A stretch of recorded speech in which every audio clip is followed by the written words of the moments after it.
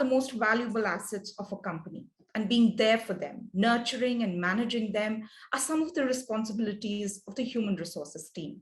And today, we're here to applaud and speak to one of the best HR leaders.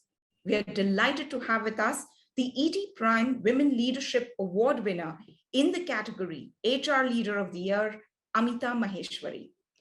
Amita is the head of HR, Asia Pacific and India for the Disney Media and Entertainment Distribution for the Walt Disney Company. She's an electronics and telecom engineer with a specialization in human resources from XLRI. In her 27 years of experience, she's been in leadership positions in fast-growing organizations across multiple industries, be it media, professional services, and consumer goods, among others. Amita, first of all, many, many congratulations. Thank you, Miloni. And first, I would like to really thank ET and the eminent juries who were there for selecting me. It's an honor. At the same time, I really want to thank everybody who has helped me through this 27 years to get to where I am. And it's taken a lot of people who have supported me from my family, most importantly, my husband, who has really pushed me to do well and take up careers and jobs, which at times when I was not ready, and he's done that for me.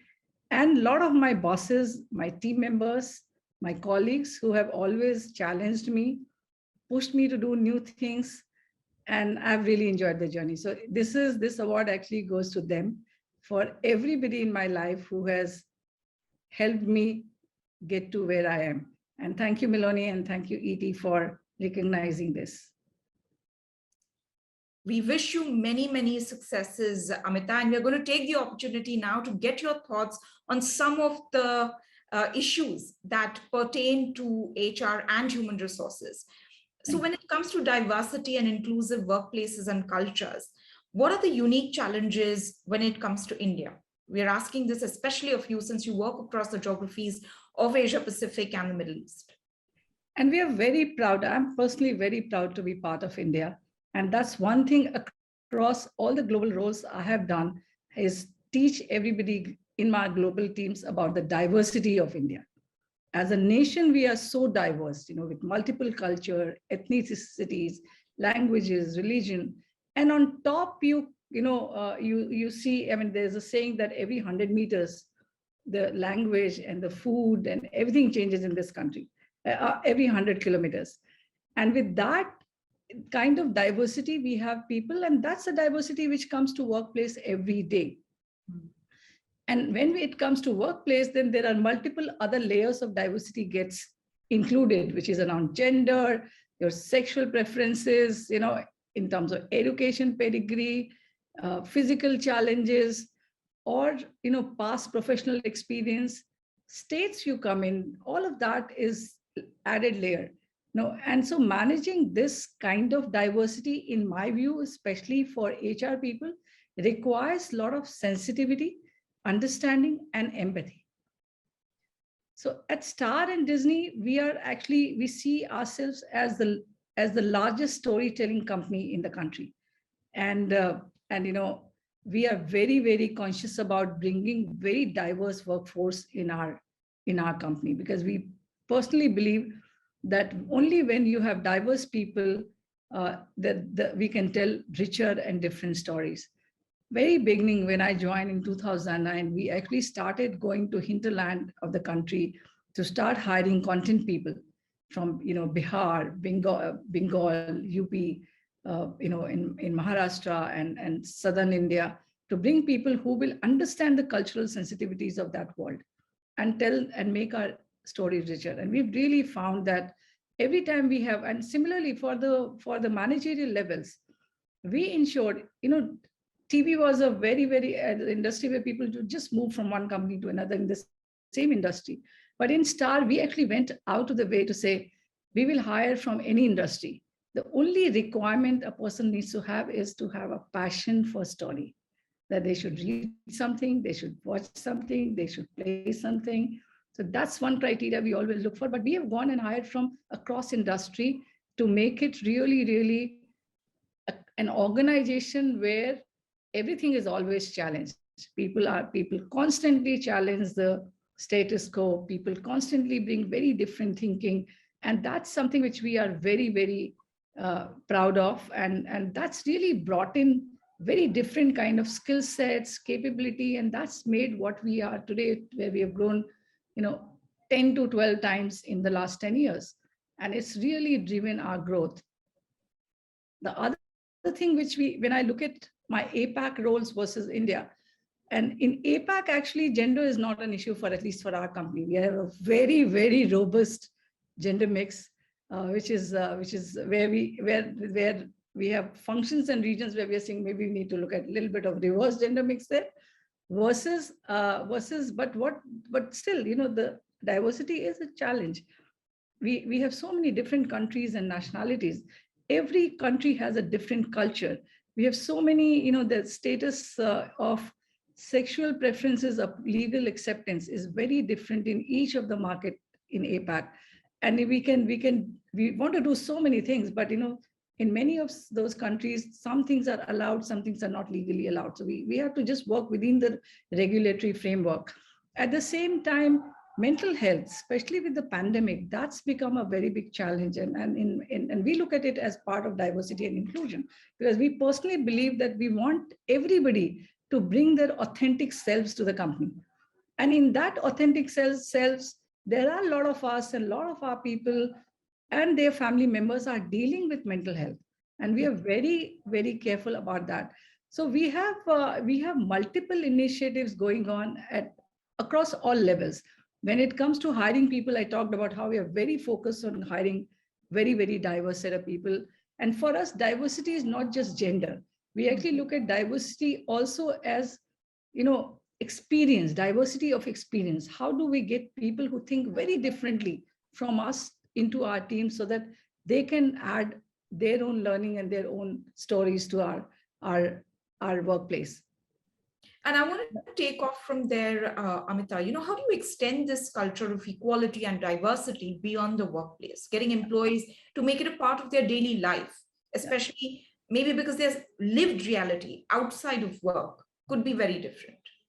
So one thing which we have done as part of our diversity and inclusion effort is that we first said that we need to first really clarify what is our focus and philosophy of diversity and inclusion. And we have communicated and trained everybody on that.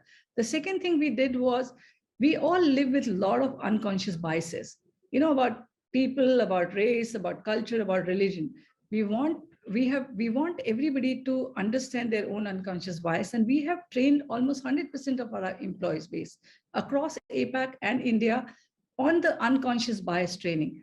And that's something once people start looking at, and we are encouraging them to not just look at their own biases, but also look at if they're in a meeting and they see someone making a comment which is not inclusive, call that out. And I think once they get trained to this, that will go into their home and into the way they deal with their friends and family and people outside of the company too.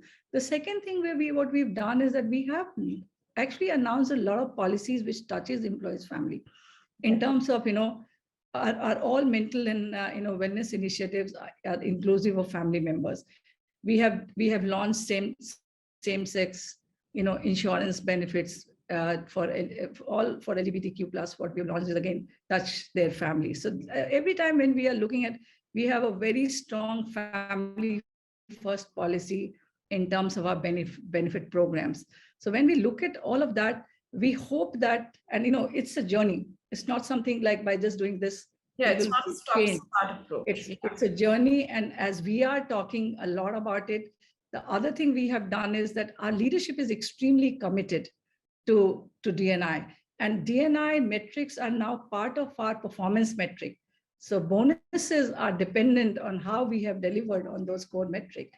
Similarly, our HR team is extremely sensitive about it. And the way we have launched employee resource groups. We have 3 BERGs working with a business employee resource group. So we have one for gender, we have one for mental health, and we have one for LGBTQ. And our employees have really taken it well. They've all come together. They're trying out so many initiatives. They're launching initiatives. They're doing things. And I can just tell you some of the success we have seen in our LGBTQ work. we had 6 of our own employees felt comfortable to come out and tell their stories with all the people in the organization. We have people, so there's one thing we do is, we get our own employees to tell their story to the whole organization, because I think it's the most motivating to hear from our own people and see how they are dealing with the challenge they have or what they are dealing with. And that's something has really, really worked. So what we are very clear, what our people understand, that we value all our people for who they are and not just what they do or what they deliver on a daily basis. So I'm very proud of my HR team because they understand it and they go out of their way to really support employees in their times of need. When it was COVID, whether it was LGBTQ community or whether this is, we launched our maternity policy. We were the first company in India to actually go and launch a 1-year long flexible maternity plan, way before government actually announced 6 months maternity. So every time when we look at, we are also looking at how it's not just, we always say, we not just hire the employee, is the whole family gets attached to the company. And we hope that whatever we are doing is touching them, and employees will start looking at these issues differently in their personal life too. Right. Sorry for the long answer, but we are very passionate about it. And your passion speaks through your words.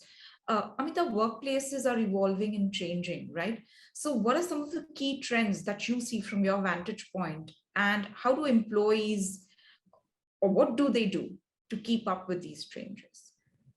So I'll tell you, I think the way the pandemic has changed, and I personally, with every, adversity, one has to take out and take the positive side of it. And I think what pandemic has done is it has pushed the whole country or the world 10 to 20 years in future when it comes to using technology, when it comes to way we look at work. And it has really, really brought a big change in the way people are looking at work. And it's become extremely important for them that, their health and safety, the flexibility, agility, innovation, use of technology, these are the things which is going to be extremely important for an employee when they look at an organization. When they're looking and evaluating an organization to join, these are really, really important. And I personally feel that everybody in the ecosystem will need to adapt and change.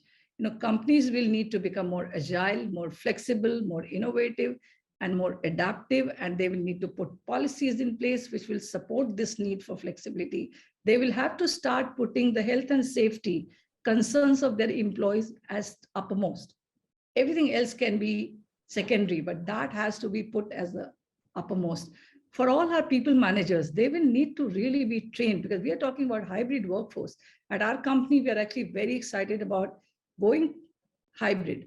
And in that, we need to train all our people managers to understand how to now manage these hybrid workforce when everybody is not going to be in office or in front of your eye. So how do, when you do your meetings, ensure that everybody who is supposed to be all stakeholder for that particular decision making is included. Some will be physically present and some will be on the Zoom. So that's something our people managers will have to. So everything, and as an HR team, we need to start looking at how will we manage this workforce? How will we hire and engage and retain these and integrate these people into our workforce? At the same time, we need to start looking at how will the performance management look like? How will our engagement and reward and recognition look like? I think everything we need to start looking at from the new ways of working on flexibility and hybrid, and relook at our processes and system.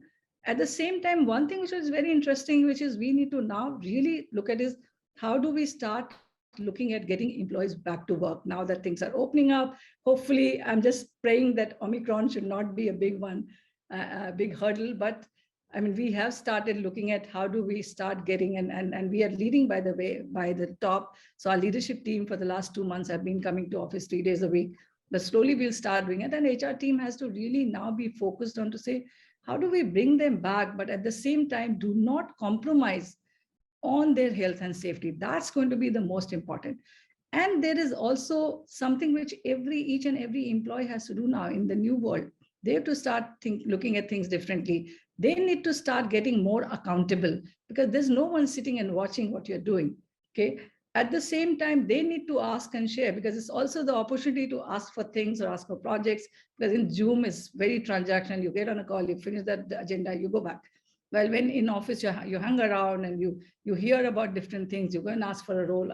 So I think employee will have to start taking a lot more ownership of their own career and start sharing their views and voices much more than what they were doing in the past. So I think these are very interesting time. And I mean, I'm very excited about the new ways of working, the new world, what this, pandemic has brought a lot of grief and a lot of sadness, but at the same time, at the world of work, it's pushing us to really relook at the way we work. Right. And as someone who's been in human resources since the very beginning of their career, and now we're switching tracks, we've got your thoughts on a variety of subjects and topics, and now we want to focus on Amita Maheshwari. What inspired you to choose this field and to stay on top of your game?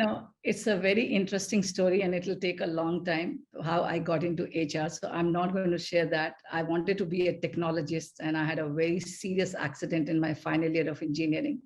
And that kind of changed the course of what I could do and what I couldn't. And I had a cousin who had an extra form of XLRA. I was completely lost what I'm going to do. And he gave me that form and I appeared for the exam. I got through. Then I really put a lot of effort and I got into HR. We didn't know in my whole family, nobody had done an MBA. So it is, I always say it's an accidental entry to HR, but I have loved being part of HR. Every time in GE and other companies, I have been asked to move to manage operations, do some other role. And I've said, no, I want to do HR because I love this function. Personally, I believe that, there are many people in the business who are taking care of the business. Your CEO, all the CXOs, your marketing head, your finance head, and of course, HR has to be business centric. And we also say that each manager has to be HR manager, but that doesn't happen most of the time. So I personally feel that HR has to be the employee champion. We have to put the employee first. And that's the way everywhere I have worked, my team knows that if wherever there is need to stand up for an employee, they don't have to fear about anything of the leader, of this thing. So HR has to be this thing. The way I look at this is that in this role, it gives me opportunity every now and then to touch an employee personally at a very different level. And those are the things which I enjoy. That really makes my day, that if I added a value to someone, I sat with someone and gave them a clear direction. It could be a tough discussion, but at times you have to do that. But it changes the course of that people's career or journey or life. And that's what I really, really enjoy. The other couple of things which I love about HR is that this is one function where you get an opportunity to really build and grow an organization. And I have been very lucky to be part of always high growth organization. So I got an opportunity to be a lot of creative innovation and do things from scratch because I built organization and it just, that's part of my DNA. The third very important part of why I love HR is you do recruitment. You meet, while you're hiring, you meet so many different people, especially we hire from non-industry. You have so many different people with different skill sets, different stories. I love stories. We are a storytelling organization. And I love to hear those stories. And I love to hear different people doing very different kind of work in different industries. And I learn a lot. And this is one function where I personally feel that staying relevant and updated is extremely important. And for me, all interaction I do with anybody, whether it's internally, externally, it's an opportunity for me to learn something new. And that just keeps me, very, very excited about this function. And my team knows that I constantly keep looking for new ways of doing things, think out of the box, take decisions, be creative, whenever we are looking at a new policy, we always say, look at global, just don't do nothing should be just done because we have to do it. Unless we have found something very new to do, we will not do it. So I think it gives me a lot of scope to be creative, innovative, and also at the same time be humble and lead the function with empathy. You come from an organization that excels in storytelling, and you yourself have a very compelling and inspiring story to share. Amita Maheshwari, many, many congratulations once again for your win, for this award, and thank you so very much for your time today. Thank you, Miloni, E.T., and the jury. And thank you, all my friends and family, and especially my husband and my mom and dad. Thank you.